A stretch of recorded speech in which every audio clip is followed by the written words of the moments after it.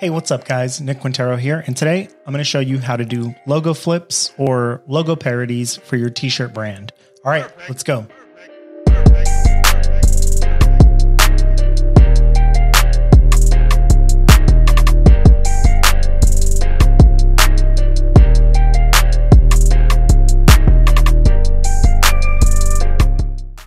All right, so first of all, if you don't know what a logo flip is, it's like a parody of a logo where people will take something popular and make it say something different. They did a lot of these kind of things back in the early 2000s that were like taking recognizable brands and making them something weird, like some kind of, pun or play on some weird sex position thing or something weird. I don't know. There was a lot of crazy stuff back then, but you'll see it a lot in like streetwear brands and things like that today. Specifically, a lot of people parody the Thrasher logo, and that's probably a really good example of a classic like logo flip. I used to do a lot of these for clients. I hadn't done any in a while, but in the past couple of weeks, I was actually asked to do two of them. One was flipping the Mario Kart logo into something for an event, but more recently I was asked to do some emo punk band logo flips for a waxing company here in Dallas. And it was kind of interesting because we did different flips based on their services and their name. And I had to do probably like 8 or 10 of these, which was really interesting because it was kind of like flexing a muscle I hadn't used in a while. And it was kind of cool doing something different from what I had been doing recently. So today I'm going to show you exactly how I flipped one of theirs because it had a lot of techniques that you can use to make your own logo flips. But I'll show you some other things that are like tips and tricks for creating these out of, fonts or existing logos at the end. So make sure you stick around for that too. So this is a logo for Dashboard Confessional that they sent me that they wanted me to flip to make it say Lashboard Confessional to tie back into their eyelash services. Clearly, I know what I'm talking about when I say eyelash services. I have no idea. So this is the final. This is the actual file that I sent them, but I want to show you how I got here. So the first thing that I like to do on these sorts of images, now this one is a good one because it's pretty decent resolution. It's not perfect, it's not full resolution, but it's definitely close enough to get a good starting point. So what I want to do is take this image and copy it and go into Photoshop and create a new document that is not my clipboard size, but maybe like letter size. Click Create. And then I'm going to paste my pixels in here. I'm actually going to blow this up just a little bit more so that it fills in more of the space. I'm going to go ahead and invert this using Command I so that the parts that have the actual like artwork are black and the background is white. You can see this one has a little bit of a tone of gray. So I'm actually going to go ahead and open my levels in my adjustments window and our adjustments menu and play with it so that the black gets darker and the white gets a little bit whiter. Click OK. And now I'm actually going to flatten this and go up to Filter, Filter Gallery, and see what happens here. Now you can see it kind of flipped what I was doing. So I'm actually going to back out of this and press D to go to my default color palette. So the black is on top and the white is the background. Now let's go back to Filter Gallery, and Stamp is the setting that I want to use here. So what this is going to do is it's going to clean up those lines so that they're closer to like high resolution, full resolution, so that you can actually use this to create an image trace in Illustrator when we go back over there. So I'm going to play with these settings a little bit and mess with the light dark balance to make sure I get as much detail as I can that's closer to the original. So I'm going to turn my light balance down and my smoothness down. You'll start to see some of those dots come back up. I think I'm actually going to turn my darkness back up a little bit, my smoothness down just a little bit. And I think that is exactly the amount of details that I want for this. So now it's been cleaned up. Obviously it's not perfect, but for this example, it really didn't have to be exactly perfect for it to work. So if you're using something that has less of this dusty texture and is more like a solid color, like, you know, the Apple logo, or I guess they don't really use word marks, but the Thrasher logo is a good example. The AC/DC, which this is based off of, you know, that sort of stuff. It's not as grainy and grimy, so you won't run into this detail problem. All right, so I'm going to drag this back over into my Illustrator file, and I'm going to go ahead and make it a little bit bigger just so I can see it here on my screen. And then from here, I'm going to go ahead and do image trace. And you should know what this does by now. It automatically vectors the artwork that you have, and it creates this black and white image. I'm going to use my magic wand to select the white and delete it. And now I have this very simple vectored Dashboard Confessional logo that lines right up with this one, but we need to change it. So this one in particular is actually super easy. So I may show you another example of what I do here, because for this one, we really only need to swap out this letter D. We already have an L over here in this artwork, so we can just grab that and move it there. And now the logo says Dashboard Confessional. Easy. But now we need to change this D. And so what I decided to do was create the L out of this C, because we already have it existing. So I just select most of my D here and delete it. But I'm going to leave some of these like extra little textury parts for now and just copy this C the same way. So it leaves these to replace up here. Now, obviously, this shape does not have any of this, so I'm going to go ahead and grab my eraser tool and just kind of delete out a lot of this unnecessary detail. And I'm also going to change the way that this letter is shaped down there, because I don't want it to be exact, and I think that makes it a little bit closer to the original font. So you can see we really don't need a lot of this, so I'm going to go ahead and delete that as well. And now we can move that over, and I did it a little bit different over here. So let me show you what I did. Instead of deleting this, I actually took these shapes. Oh, here, let's take that. I actually took these shapes here and I grouped them and I turned them white. Oh my God, why can't I grab my group? Okay, I turned them white and I used them to kind of knock out some texture here so that it plays back into how these have, you know, this dusty texture that's like knocking out of it. And it looks like for this one, I turned it this way so it made a little bit more sense. And I think I even just kind of tilted it a little bit so that that lined up. And that should look closer to what I have over here. So this way, you've got sort of those textures and this dusty like film look over this. And that's pretty much it. I mean, this was a fairly easy one. So let me go ahead and show you one that had a little bit more wordplay and things that I had to change. All right, so this one was a little bit more complicated because it has a rounded string of text here, and it doesn't line up or fit exactly. We don't have a lot of the letters that we need to make what it needs to say. So I'm going to start out the same way. I'm going to throw my stamp filter over this. I'm going to have to bump the smoothness up a little bit on this guy, but I think that's a great place to start. Let's click OK, and let's drag this back here. So this is what I ended up with for the brand, the Radish Wax World here.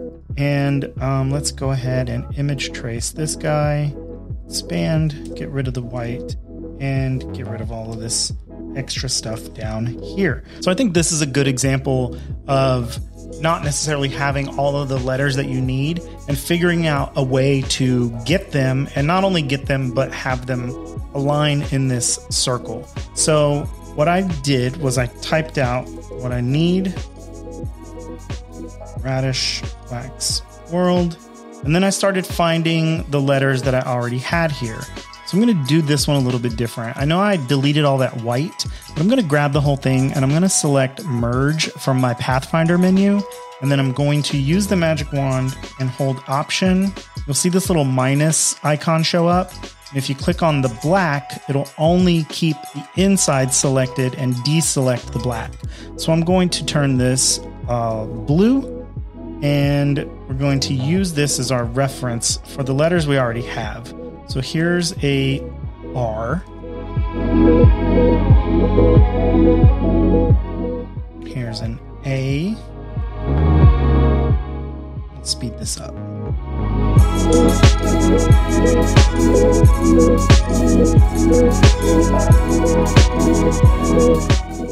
Okay, so here are all the letters that we already have for this example here. Now we don't have an X and we don't have an H. So the H is actually pretty simple. And so I just used a different letter that we did have here to make the H. And that was, I just used the E because it already had this kind of shape. And then I used the I to create that other space there for the H. And now we've got an H. An X is a little bit more complex of a letter. So I had to improvise, use the stem of this A here. And then I believe I used S, something like that, to be able to give you this X stencil shape. Now this may not be exactly what I did the first time, but it'll give you a really good idea of how to do it. You could also just kind of draw it in or make your own new one, depending on how you want to do this, and, you know, clean it up, make it perfect, make it exactly what you want. But for now, we have Radish Wax World all down here with this lettering. So now I need to come in here and actually delete all of this extra stuff. All right, perfect. So now we need to make this fit around the circle. So the best way to do that is to line up your straight line at the top of where you need it to go, and then just start moving these things around it in a circle. So the way I'm going to do this, I'm going to change my color here so I can see everything that I need, and I'm going to ungroup all of these letters. But when you're doing this, you have to make sure that your other letters, like your pieces of letters, are all still grouped together, which they should be.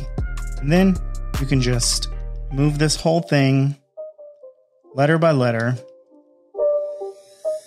and deselect the previous letter, move everything else where you want it to go, continue the curve, deselect, rotate again,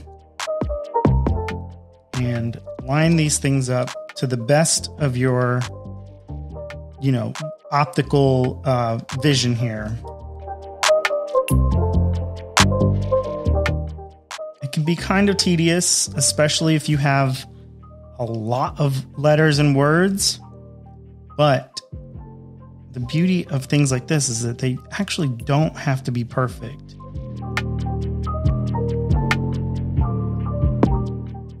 All right, so now I'm going to grab all of my red with my magic wand, group it together, and then perfect where it goes by moving it, rotating it, and centering it.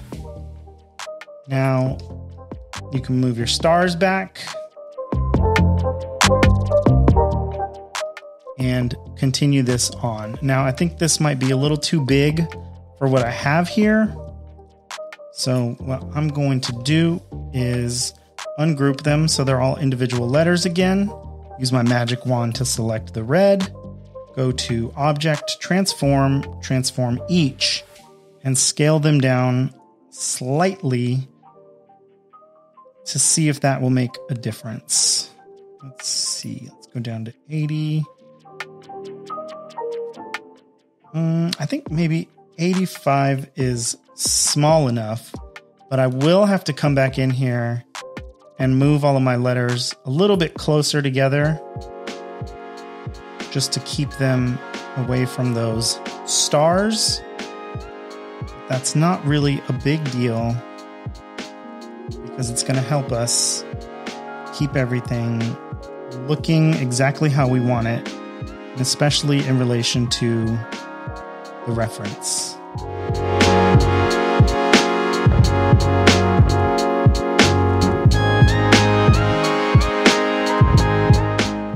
Maybe even move and shrink the stars to help us out there.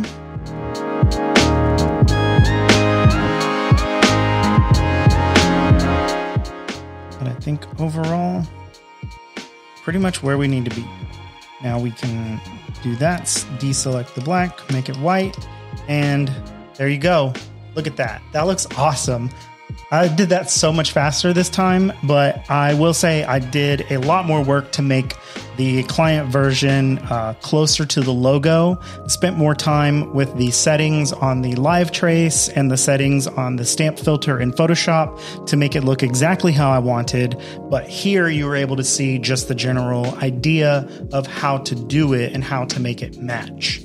All right, so like I said, I had a couple of tips that I wanted to show you at the end that'll help you find some things. If you're doing something that is less obscure, like these emo bands, logos like that, you don't necessarily have to create everything from scratch in Photoshop like this. Search for Thrasher font,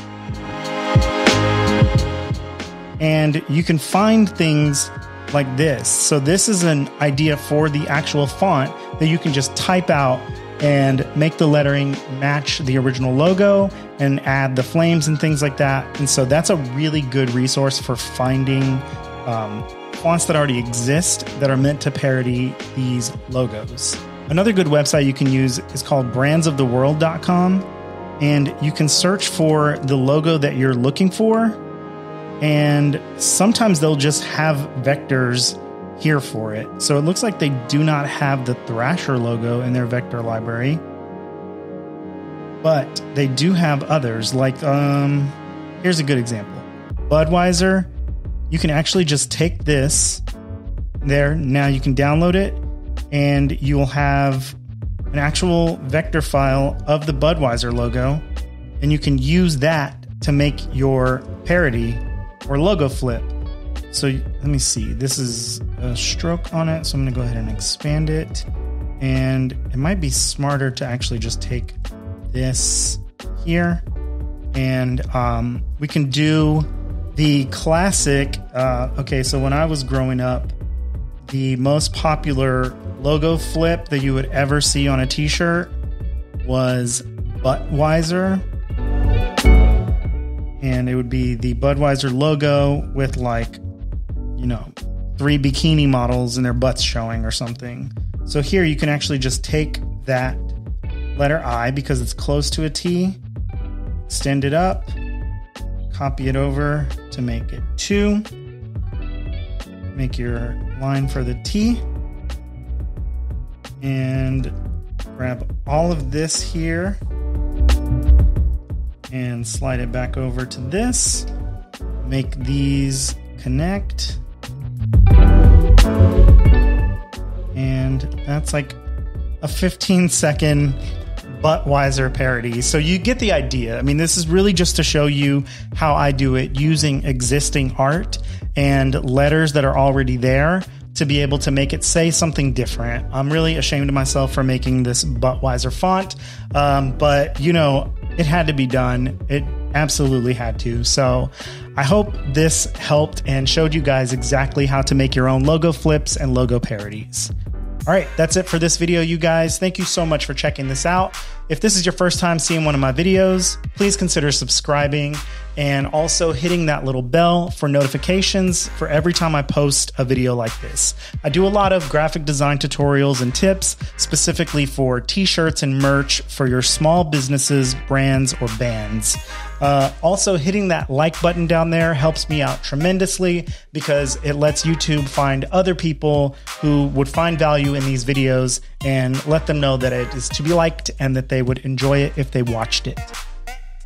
Cool. Yeah, I think that's everything for this week. Thank you guys again for checking this out, and we'll catch you on the next one. All right, later.